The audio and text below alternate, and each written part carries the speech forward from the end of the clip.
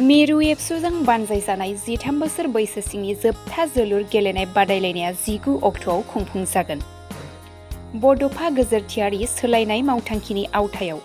मिरु दुलाराय बर' फरायसा आफादा थामथि 13 बोसोर बैसोसिमनि हौवासा आरो हिन्जावसानि जोलुर गेलेनाय बादायलायनायखौ बाक्सानि मुसलपुर गोजौसिन गेजेरारि फरायसालिनि गेलेग्रा फोथाराव खुंजागासिनो दं।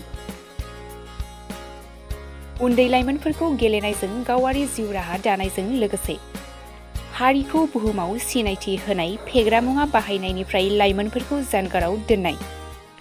गोग्गो देहा आरो आखल दानाय आरोबाव गुनगोनां सोलोंथाइ लाहोनाय बायदि बिथिंफोरखौ नोजोराव दोननानै खुंफुंजानाय बे जोलुर गेलेनाय बादायलायनाया देग्लाय बोसोराव मोननै ओनसोल फारियै मुसलपुर गोजौसिन गेजेरारि फरायसालिनि गेलेग्रा फोथार बाक्सा आरो सोरां गोजौ फरायसालिनि गेलेग्रा फोथार बिस्वनाथआव खुंफुंजागासिनो दं। बेबायदिनो मंगलबार खालि हौवासा आरो हिन्जावसा हान्जानि सेमि फाइनाल गेलेनाय बादायलायनाया जानानै थाङो। बे सेमि फाइनाल गेलेनायाव बादायलायनायखौ किक अफ खालामनानै बेखेवनानै होयो बाक्सा जिल्ला एबसुनि बारग' लोगो आफादगिरि दैथुन ब्रह्मआ। आरो बे सेमि फाइनाल गेलेनाय बादायलायनायाव क'क्राझार जिल्ला हिन्जावसा हान्जाया बाक्सा जिल्ला हिन्जावसा हान्जाखौ 8-0 गलाव आरो कामरुप मेट्र' जिल्ला एबसुखौ क'क्राझार जिल्ला एबसुआ ट्राइब्रेकारनि जोहै 2-0 गलाव फेजेनो। बे गेलेनाय बादायलायनायाव क'क्राझार जिल्ला हिन्जावसा हान्जानि कृतिका हाज'वारि आरो गौतम कसारिनो साबसिन गेलेगिरि बान्थाखौ होनाय जायो। मोनथिनो गोनांदि बे जोलुर गेलेनाय बादायलायनायनि जोबथा गेलेनाय बादायलायनाया 17 अक्ट'बर खालारखालि खुंजानो गोनांमोनब्लाबो बेखौ खायसे एंगारहायै जाहोननि थाखाय बोहैथि दाननिनो 19 अक्ट'बराव खुंनाय जागोन होननानै मिरु एबसुनि लोगो गाहाय नेहाथारि दिनेश ब्रह्मआ फोरमायदों। बेनिखायनो गासैबो जोलुर गेलेनाय बादायलायनाय नायनो मोजां मोनग्रा रायजो राजाफोरखौ फैगौ 19 अक्ट'बर खालारखालि मुसलपुर हायार सेकेन्डारि गेलेग्रा फोथाराव लैहोर फैनानै मदद होफैनो खावलायहरदों। दुलाराय बर' फरायसा आफादनि मोनसे गेदेर मावथांखि जायखौ इंराजि बुंदों बड'फा मिशन फर सास्टेनेबल चेन्ज आरो बर'आव बड'फा गोजोरथियारि सोलायनाय मावथांखि आरो बे मावथांखिखौ बिथा खालामनानैनो दुलाराय बर' फरायसा आफादा 2022 मायथाइनिफ्राय जोङो जागायजेननानै 2024 मायथाइसिम देग्लाय थामथि 13 बोसोर बैसोसिमनि हौवासाफोरनि जोलुर बादायलायनायखौ जों देग्लाय मोननै जनाव होनाय जादों। मोनसेया जाहैबाय बाक्सा जिल्लानि मुसलपुर हायार सेकेन्डारि गेलेग्रा फोथाराव आरो मोनसे जना जाहैबाय जोंनिया बिस्वनाथ जिल्लानि नौदुवार सोरां गोजौ आरो गेजेर फरायसालिनि गेलेग्रा फोथाराव। गासै जोंनि जिल्ला आफादफ्रा मोन 18 जिल्ला आफादफ्रा बेयाव बाहागो लादों आरो जोङो नोंथांमोननो मिथिहोनानै जों गोजोननाय मोनदों। गिबि खेबनि थाखाय दुलाराय बर' फरायसा आफादा जोङो बे मोनसे जोंनि जि मावथांखि बेखौ बिथा खालामनानैनो गिबि खेबनि थाखाय जोङो 13 बोसोर बैसोसिमनि हिन्जावसाफोरनि थाखायबो जोङो देग्लाय जोलुर बादायलायनायखौ जोङो जागायनाय जादों आरो बेवहाय मोनद' जिल्ला आफादा बेवहाय बाहागो लादों आरो बेनिनो दिनै जों दायो मुसलपुर हायार सेकेन्डारि गेलेग्रा फोथाराव दङ आरो बेवहाय दिनै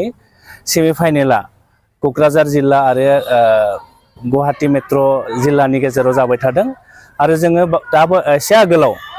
क'क्राझार जिल्ला आरो बाक्सा जिल्लानि गेजेराव 13 बोसोर बैसोसिमनि हिन्जावसाफोरनि सेमि फाइनेला जालांबाय आरो बेवहाय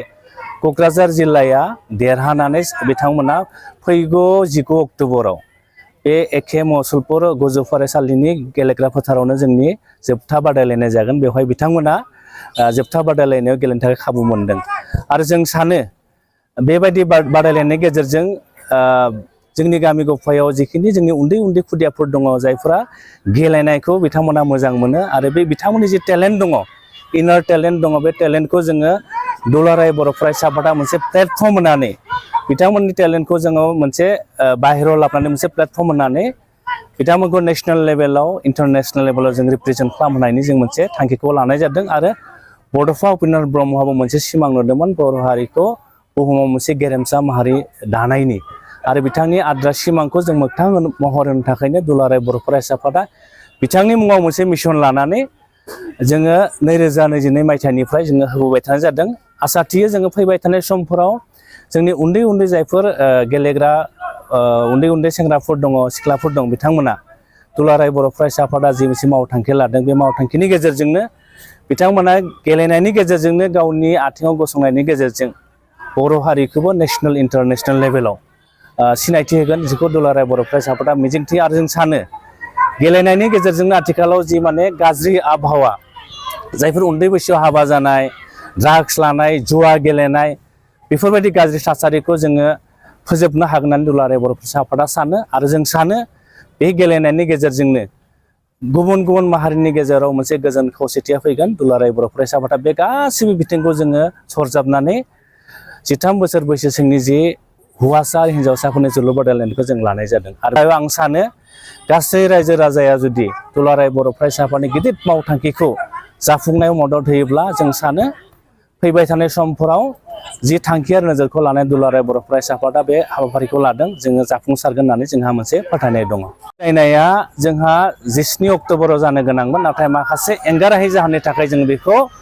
19 अक्ट'बराव बाक्सा जिल्लानि मसलपुर गोजौवारि गेजेरारि फरायसालि अर्थात जों दायो जेराव दङ बेवहाय जों बादायहैनाय जागोन आरो जोंहा हिन्जावसा आरो हौवासा मोननैबो दोलोनि जि जोबथा बादायलायनायखौ बे एखे फिल्डआवनो जोङो बादायहैगोन। ओंखायनो आङो नोंथांमोननि चेनेलनि गेजेरजों गासै रायजो राजा नोंथांमोनखौ लैहोर लैहोर फैनानै जोंनि जे खुदियाफोरनि जि सिमां बिथांमोनखौ जों इयुनाव जि राफोद जोङो सुबुं सम्पद बानायनो नागिरदों